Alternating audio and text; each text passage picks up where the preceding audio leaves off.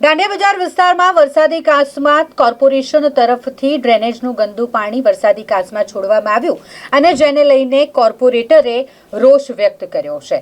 એક તરફ કોર્પોરેશન દ્વારા જ વડોદરા શહેરની જે વરસાદી કાંસો છે તેની સાફ સફાઈ કરવામાં આવે છે અને બીજી તરફ ડ્રેનેજનું પાણી છોડવામાં આવે છે। દર વર્ષે ચોમાસાની ઋતુ હોય એટલે દાંડિયા બજાર વરસાદી કાંસમાં જળબંબાકારની પરિસ્થિતિ થાય છે।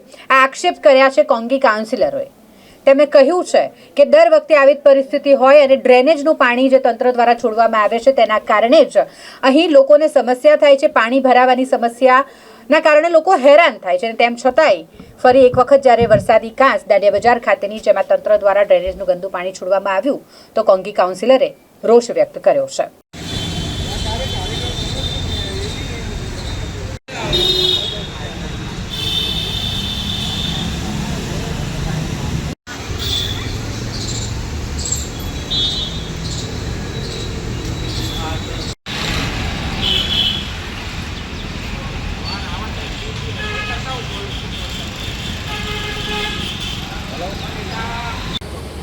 અમારા વિસ્તારમાં વોર્ડ નંબર 13 એટલે લખડીપુલ કાંસ ગાયકવાડ સમયની ઐતિહાસિક વરસાદી કાંસ છે કે આ વરસાદી કાંસમાં આખા વિસ્તાર એટલે રાવપુરા ટાવરથી દાંડિયા બજારનો તમામ વિસ્તાર, ન્યાય મંદિરથી પાણીગેટ ઠેક ત્યાંથી પાણી આ કાંસમાં આવે ને આ કાંસમાંથી વિશ્વામિત્રી નદીમાં જાય।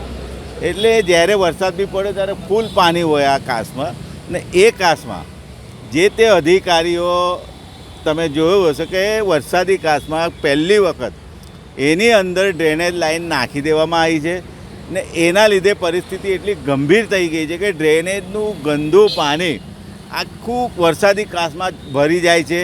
અડધા એક ફૂટ પાણી ભરેલું હોય છે ને કેટલા હજારો પરિવારો આજુબાજુ વિસ્તારમાં રહેતા હોય એટલી દુર્ગંધ મારે, આખો દિવસ એટલા મચ્છરોથી હેરાન થાય, લોકો બીમાર પડે અને મોટી મોટી વાતો કરે, અમે બહુ વિકાસ કર્યો છે, કરોડો રૂપિયા ખર્ચો કર્યા છે, 25-27 વર્ષથી સત્તા પર બેઠા હોય અને આને વિકાસ કહેવાય કે જે વરસાદી કાંસની અંદર ફક્ત વરસાદનું પાણીનો નિકાલ થાય, એની અંદર તમે ડ્રેનેજ લાઈન નાખી દો, ડ્રેનેજનું પાણી છોડી દો તો કેટલા લોકોને મુશ્કેલી થતી હોય છે। અને ગઈ વખત આજ આપણે જે ઊભા છે તે આ વરસાદી કાંસની અંદર રોડ પરથી એક વ્યક્તિ બાઇક પર જતા હતા ને પાણીનો ફોર્સ એટલો બધો હોય જેવું કે મિની નદી ના થઈ ગયું હોય એવું પાણી આવતું હોય તો એ માણસ અંદર આ કાંસમાં પડી જવાથી પાણીના ધક્કો વાગે એટલે અંદર જતા રહ્યા ને એમનું મૃત્યુ થયેલું, મરણ થયેલું આપણે જોઈ શકીએ। જેથી એન્ટ્રી છે ત્યાંથી જાળી લગાવવાની હતી એ જાળી લગાવી નથી એટલે ફરી આવી બનાવવાની રાહ જોવો છો તમે।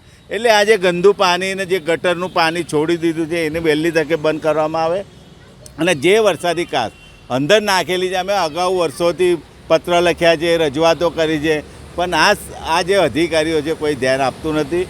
કમિશનરશ્રીને અમારી એટલી માગણી છે કે સાહેબ આપ સ્થળ વિઝિટ કરો, એકવાર જાતે રૂબરૂ આવો અને જો કેટલી ગંભીર પરિસ્થિતિ છે વહેલી તકે જે આગળ જાળી નથી લગાવી એ જાળી લગાવવામાં આવે ને જે ગંદુ પાણી અંદર છોડી દીધું છે એ વહેલી તકે બંધ કરવામાં આવે, કેમ કે વિસ્તારના લોકો છેલ્લા ઘણા દિવસથી હેરાન થઈ ગયા છે, લોકો બીમાર પડી જાય છે। એટલે વહેલી તકે આ કામગીરી કરવી જોઈએ એવી અમારી અને વિસ્તારના લોકોની માગણી છે। અમે જે તે અધિકારીઓ હોય, ડેપ્યુટી હોય, કાઈ હોય, જે એચઓડી હોય, તમામ લોકોને રજૂઆતો કરી છે ને 500 પત્ર લખ્યા છે। અમે દર વખત રજૂઆત કરીએ, કોઈ બી સામાન્ય સભા હોય ત્યારે રજૂઆત કરીએ, પણ તો પણ તમે જોઈ શકો પરિસ્થિતિ આપણે ઊભું ના રહેવાય એટલી દુર્ગંધ મારે છે। તો વહેલી તકે આવી કામગીરી કરવી જોઈએ એવી અમારી માગણી।